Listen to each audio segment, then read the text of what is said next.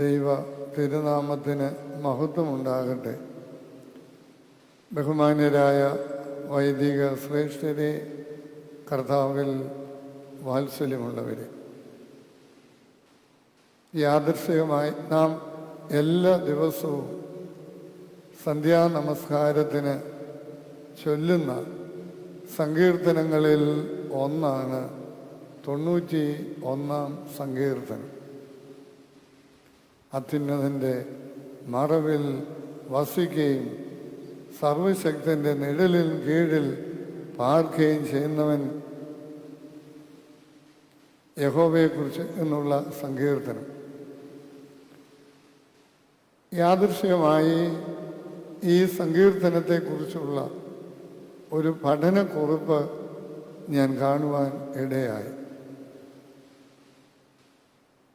വേദ പണ്ഡിതന്മാർ, ആത്മീയ രംഗത്ത് വളരെ ആഴമായ അനുഭവം അത് പങ്കുവയ്ക്കുന്നവരൊക്കെ വളരെ ഗൗരവപൂർവം വ്യാഖ്യാനിക്കുന്നൊരു സങ്കീർത്തനമാണ് സങ്കീർത്തനങ്ങൾ 91.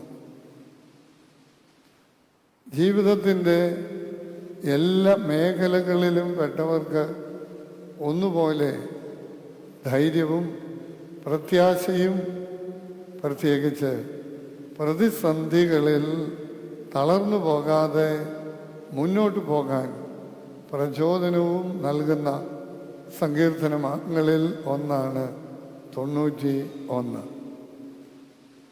ഇംഗ്ലണ്ടിലെ പ്രസിദ്ധ പ്രഭാഷകനായ ചാൾസ് സ്പർജൻ എന്ന് പറയുന്ന ഒരാൾ ഈ സങ്കീർത്തനത്തെ ദ മോസ്റ്റ് ചിയറിംഗ് സാം എന്നാണ് അദ്ദേഹം വിശേഷിപ്പിക്കുന്നത്. ഏറ്റവും ഉന്മേഷകരമായ, ആഹ്ലാദകരമായ, പ്രത്യാശാഭരമായ ഒരു സങ്കീർത്തനം എന്ന് അദ്ദേഹം ഈ സങ്കീർത്തനത്തെ വിളിക്കുന്നു, വിശേഷിപ്പിക്കുന്നു.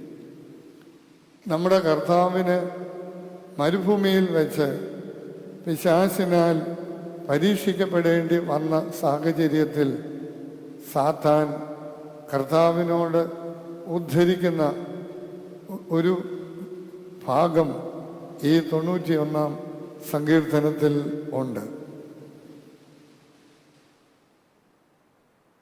ഈ സങ്കീർത്തനത്തിന് ചുരുക്കത്തിൽ ഒരു തലക്കെട്ട് കൊടുക്കാമോ എന്ന് ചോദിച്ചാൽ, എ കംഫോർട്ടിംഗ് സാം ഇൻ ക്രൈസിസ്. പ്രതിസന്ധികളിൽ ആശ്വാസവും ധൈര്യവും പകരുന്ന ഒരു സങ്കീർത്തനമാണ്. ഞാൻ ഈ വായിച്ച ഈ ലേഖനത്തിൽ, ഈ പഠനക്കുറിപ്പിൽ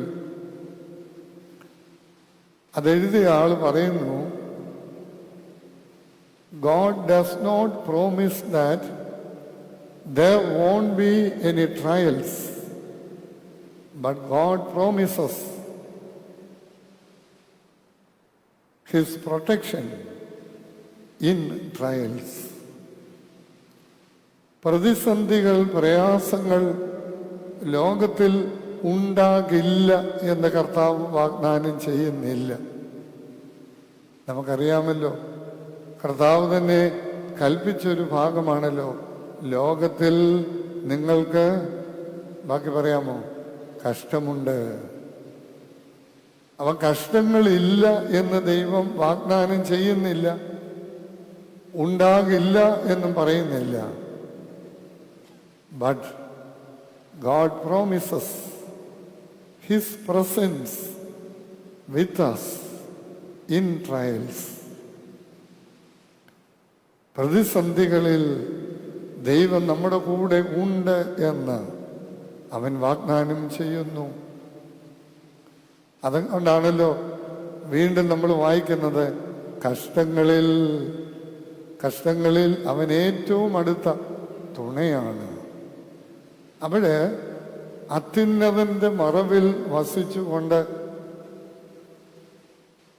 അത്യുന്നതന്റെ ചിറകിൻ കീഴിൽ നിരന്തരം വസിച്ചുകൊണ്ട് ദൈവകൃപ അനുഭവിച്ച് പ്രതിസന്ധികളെ അഭിമുഖീകരിച്ച് അതിജീവിക്കണം എന്നാണ് ഈ സങ്കീർത്തനത്തിൻ്റെ ഊന്നൽ പ്രധാന ആശയം.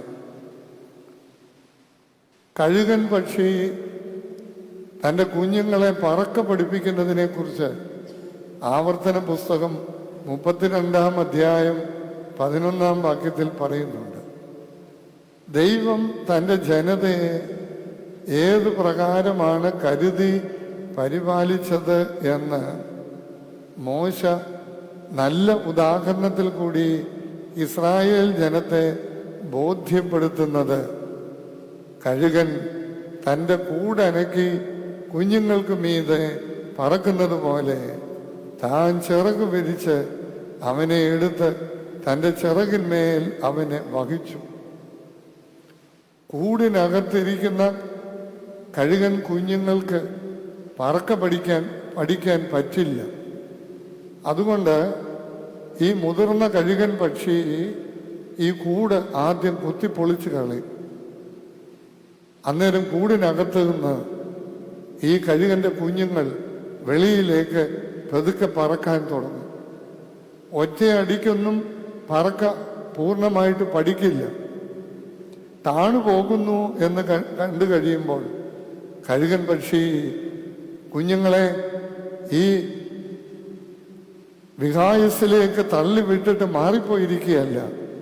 തള്ളപ്പക്ഷി അല്ലെങ്കിൽ പറക്ക പഠിപ്പിക്കുന്ന മുതിർന്ന പക്ഷി ഈ പഠിക്കുന്ന കുഞ്ഞുങ്ങളുടെ കൂടെ ചേർന്ന് പറന്ന് താണു പോകുന്നു എന്ന് കാണുമ്പോൾ ചിറകിന്മേൽ വഹിച്ച്, അതുപോലെ കൊടുങ്കാറ്റും മറ്റ് ശത്രുക്കളുടെയൊക്കെ ഉപദ്രവം ഉണ്ടാക്കുമ്പോൾ ചിറകിൻ്റെ കീഴിൽ മറച്ച് തൻ്റെ കുഞ്ഞുങ്ങളെ പറക്ക പഠിപ്പിച്ച് സ്വന്തം കാലിൽ നിന്ന് നിൽക്കാൻ പഠിപ്പിക്കുന്നതിനെയാണ് മോശ ഉപമിച്ചിരിക്കുന്നത്. അപ്പം ഇതിൻ്റെ ചിറകിൻ കീഴിൽ മറയ്ക്കുന്ന കാര്യമൊക്കെ ഈ സങ്കീർത്തനത്തിൽ പരാമർശിക്കുന്നത് കൊണ്ട് ഈ സങ്കീർത്തനം എഴുതിയത് മോശയായിരിക്കണം എന്ന് ചില വേദപണ്ഡിതന്മാർ അഭിപ്രായപ്പെടുന്നും ഉണ്ട്. അപ്പോൾ ദൈവത്തിൻ്റെ കരുതലിനെ കുറിച്ച് മോശ ഇസ്രായേൽ മക്കളെ പഠിപ്പിച്ചത് കഴുകൻ പക്ഷിയുടെ വിശാലമായ ചിറകും ആ ചിറകിൽ താണുപോകുന്നവരെ കോരിയെടുക്കുന്നതും കഠിനമായ കൊടുങ്കാറ്റ് പോലെയുള്ള വലിയ പ്രതിസന്ധി ഉണ്ടാക്കുമ്പോൾ കവചമായി, സംരക്ഷണമായി, സഹായമായി നിന്ന് സംരക്ഷിക്കുന്നതും. ഇസ്രായേലെ, ഇങ്ങനെയാണ് ദൈവം നിന്നെ പരിപാലിച്ചത് എന്ന് മോശ പഠിപ്പിക്കുന്നു. അതുകൊണ്ട് കഷ്ടങ്ങളും പ്രയാസങ്ങളും ഉണ്ടാകില്ല എന്ന് ദൈവം വാഗ്ദാനം ചെയ്തിട്ടില്ല, ചെയ്യുന്നുമില്ല. ദൈവത്തിൻ്റെ വാഗ്ദാനം എന്ന് പറയുന്നത് God promises His presence with us in trials. പ്രതിസന്ധികളിൽ ഞാൻ നിങ്ങളുടെ കൂടെ ഉണ്ട് എന്ന് കർത്താവ് വാഗ്ദത്തം ചെയ്തിട്ടുണ്ട്. അത് തിരിച്ചറിയുവാനും ദൈവത്തിൻ്റെ പരിപാലന സമൃദ്ധിയായി അനുഭവിക്കാൻ ദൈവത്തിൻ്റെ ചിറകുകളുടെ കീഴിൽ ചേർന്നിരിക്കാനും ദൈവത്തിൻ്റെ ആത്മാവ് നമ്മെ സഹായിക്കട്ടെ. അതിലൂടെ പ്രതിസന്ധികളെ അതിജീവിച്ച് മുന്നേറുവാൻ ദൈവാത്മാവിനാൽ കൃപ നൽകട്ടെ.